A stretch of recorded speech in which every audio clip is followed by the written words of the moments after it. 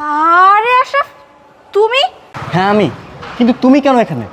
আমি এখানে কেন সেটা আমি পরে বলছি, কিন্তু তুমি এখানে কেন সেটা আগে বলো। ও আমি আমি তো এই অফিসের। হ্যাঁ হ্যাঁ, বুঝতে পেরেছি তুমি যে এই অফিসের পিয়ন।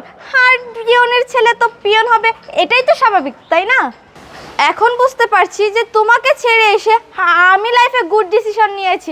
কারণ তোমার কাছে থাকতে তো কোনো কিছুই দিতে পারতে না, আমার কোনো আবদারও পূরণ করতে পারতে না, না কোনো ভালো দামি শাড়ি দিতে পারতে, না কোনো ভালো রেস্টুরেন্টে খাবার খেতে নিয়ে যেতে পারতে। আর এখন আমাকে দেখো, আমার এই স্বামী আমাকে যেখানে ইচ্ছা সেখানে নিয়ে যায়, দামি দামি রেস্টুরেন্টে খেতে নিয়ে যায়, দামি দামি পোশাক, দামি দামি জিনিসপত্র সব দেয়। আর তার মন অনেক ভালো, সেও আমাকে অনেক ভালোবাসে। ওয়েল, তুমি আসলে গুড ডিসিশনটাই নিয়েছিলে। বাই দ্য ওয়ে, তুমি তো আমাকে বললে না তুমি এখানে কি করতেছো। ও আমি কেন আসছি? আমার স্বামী এই অফিসের ম্যানেজার, তাই আমার স্বামীর সাথে দেখা করতে আসছি। আর একটা কথা হলো, আমার স্বামীর এই অফিসের এমডির সাথে ভালো সম্পর্ক। এই শোনো, আমার স্বামীকে বলে তোমার ভালো একটা চাকরির ব্যবস্থা করে দেব, তোমার আর পিয়ন থাকতে হবে না। ও আচ্ছা, এই ব্যাপার তাহলে। আচ্ছা ইপ্তি, আমাকে একটা কথা বলো তো, তোমার হাজব্যান্ডের নামটা কি? আমার হাজবেন্ডের নাম আশিক। আশিক? আশিক তোমার হাজব্যান্ড? এই মুখ সামনে কথা বলো, সিনিয়রদেরকে কিভাবে সম্মান করতে হয় সেটা তুমি জানো না? এই শোনো, আজকের পর থেকে তুমি আমার হাজবেন্ডকে সম্মান করে কথা বলবে, কারণ আমার হাজবেন্ড এই অফিসের ম্যানেজার, ঠিক আছে? সরি ইপ্তি, আমার ভুল হয়েছে। এখন থেকে আশিক স্যারকে স্যার। আরে ইফতি, তুমি তুমি এখানে কেন? তোমার সাথে দেখা করতে এসেছি। ও আচ্ছা। আর স্যার, আপনি আপনি এখনও এখানে দাঁড়িয়ে আছেন? আপনি না অফিস থেকে তাড়াতাড়ি বের হলেন যে বাসায় যাবেন বলে? আমি তো বাসার দিকেই যাচ্ছিলাম। এই তুমি স্যার কাকে বলছো?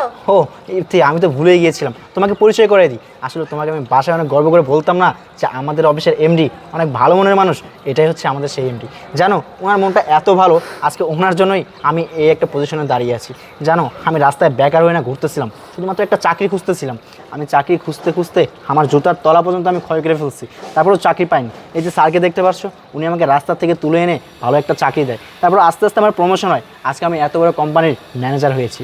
জানো ইফতি, স্যারের মনে না অনেক বড় কষ্ট আছে। স্যারের স্ত্রী তাকে ছেড়ে চলে গেছে, কিন্তু আমি না ভাবতে পারতেছি না যে এরকম একটা ফেরেশতা এবং মানুষকে ছেড়ে একটা মানুষ কীভাবে চলে যায়। আশিস সাহেব, এগুলো বাদ দিন। যে থাকার সে থাকবে, আর যে থাকার না সে কখনো থাকবে না। কর্মের প্রতি সম্মান এবং নিজের প্রতি আত্মবিশ্বাস থাকলে একজন মুসির ছেলেও, একজন পিয়নের ছেলেও অফিসের মালিক হতে পারে। স্যার, আপনি এসব কী বলতেছেন? মুসির ছেলে, পিয়নের ছেলে, কিন্তু তারা কি মানুষ না? সব থেকে একটা বড় কথা কি জানেন? একটা মানুষ যখন বড় হয়ে মানুষের মতো মানুষ হয় না, তখন তার জীবনের সেটাই সব থেকে বড় আশিক সফলতা। সাহেব, এগুলো হচ্ছে আবেগের কথা। আবেগ দিয়ে কখনো জীবন চলে না। জান আশিক সাহেব, আমি আমার স্ত্রীকে অনেক ভালোবাসতাম, আমার জীবনের চাইতে বেশি ভালোবাসতাম। তাকে আমি এতটাই ভালোবাসতাম, সে যদি চাইতো আমি হাসতে হাসতে আমি আমার লাইফটা তার হাতে তুলে দিতাম। আমরা প্রেম করে বিয়ে করেছি, বিয়ের পর আমাদের সংসার ভালোই চলতেছিল।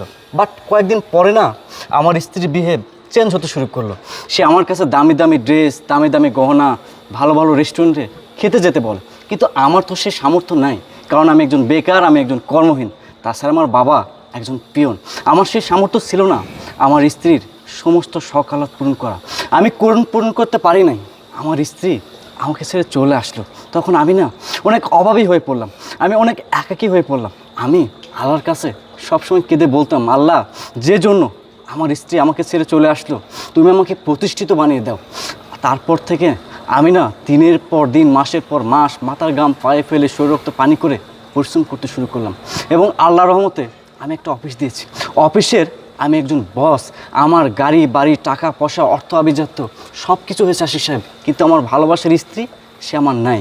এখন আমি বুঝলাম সে আমাকে কখনোই ভালোবাসে নাই, ভালোবাসে আমার টাকাকে। কিন্তু আমার তো সে সময় টাকা ছিল না, আমি অভাবেই ছিলাম। যাই হোক, ভালোই হয়েছে। সে যদি আমাকে ছেড়ে না চলে আসতো, তাহলে আমি আমার লাইফটা গোছাতে পারতাম না, আমি প্রতিষ্ঠিত হতে পারতাম না, আমার অর্থবিত্ত, টাকা পয়সা, ধন সম্পদ কোনো কিছুই হতো না, আমি দুনিয়াটাও বুঝতাম না কত বড় কঠিন। আশিস সাহেব, আমি আমার স্ত্রীকে ভালোবাসি, সারা জীবন আমি তাকে ভালোবেসে যাব। তার জন্য আমি কষ্ট পাবো আশিক সাহেব, বাট কাঁদবো না। কেন কাঁদবো না জানেন? সে একজন বেঈমান, সে একজন ধোঁকাবাজ, সে একজন প্রতারক।